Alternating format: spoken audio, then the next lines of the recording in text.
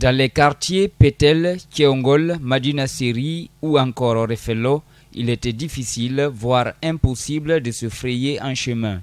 Des jeunes en colère ont barricadé la route nationale, selon eux, donner l'avant-goût de la manifestation qui était prévue par le Front National pour la défense de la Constitution, FNDC, une manifestation pourtant reportée. À Pétel, par exemple, à partir de 0h, tous les véhicules en provenance du centre-ville étaient obligés de stationner à la conserverie par peur d'être caillassés. À Orefello, certaines informations nous apprennent que des usagers se sont fait brigander par les jeunes manifestants. En plus des barricades, ces jeunes ont brûlé des pneus, versé de l'huile sur la route, rendant la circulation des engins difficile. Il a fallu l'intervention des forces de défense et de sécurité pour disperser les jeunes. Tout au long de la nuit, des tirs de sommation retentissaient, empêchant ainsi les autres citoyens de dormir. Interrogé ce jeudi matin, le chargé de communication du bureau local du Front National pour la défense de la Constitution s'est abstenu de tout commentaire. Hors micro, ils nous ont confié qu'aucune manifestation n'était prévue par leur mouvement. Par conséquent, ils n'ont rien à voir avec ces incidents. Toute la journée de ce jeudi, des pick-up de la gendarmerie nationale étaient postés dans les points stratégiques de la ville Carrefour, notamment à la rentrée du quartier Pétel, précisément au pont, mais aussi au Carrefour Sabou.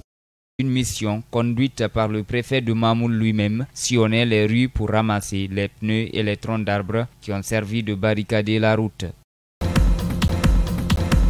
Ils ne sont pas là pour se mettre à l'abri de la pluie. Ces hommes ne disposent d'aucun toit. Ils s'entassent donc dans ce taudis à l'épreuve de la précarité et de l'exclusion. Selou Tunkara, handicapé, est un mendiant. Il a vécu plus de 8 ans avec sa famille sous ce pont qui lui sert d'abri qu'il sèche ou qu'il pleuve. Cette période hivernale est éprouvante pour ce SDF. Je vous assure que je ne sors pas des fois quand il pleut abondamment. Parfois, je passe la nuit avec le ventre vide. Mais on ne peut rien parce qu'on ne peut pas travailler. C'est d'ailleurs très difficile de passer la nuit ici, avec le passage du train. Tous nos enfants ont grandi dans ces conditions. C'est éprouvant de s'habituer à ce cadre de vie. Ces sans domicile fixe ne peuvent compter que sur un seul jour pour avoir un ventre plein sans fournir d'efforts. Il y a une personne qui nous offre à manger les jeudis.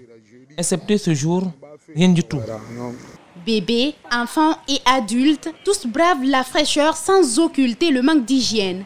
Cette famille n'a pas choisi cette vie. Elle a été contrainte de vivre à cet endroit par manque de moyens. Même avec son handicap, Mabinti est la seule à prendre soin de ses 4 enfants et son mari. Tous mes parents qui me soutiennent sont décédés. Je n'ai personne pour m'aider. J'ai 4 enfants, tous étudient. J'étais en location, mais le concessionnaire m'a chassé faute de paiement. Maintenant, je suis là. Voici mon mari. Il n'a pas l'usage d'un pied aussi. La SDF est atteinte d'une maladie qui nécessite une intervention chirurgicale. C'est cette maladie qui m'inquiète. Qu'ils m'aident pour l'amour de Dieu. Ils n'ont pas besoin de m'offrir de l'argent. Seule ma santé m'importe. Ces personnes sans abri ont toujours été laissées pour compte. D'après Selou Tunkara, ils ont été recensés par les nouvelles autorités et attendent une suite à cet acte.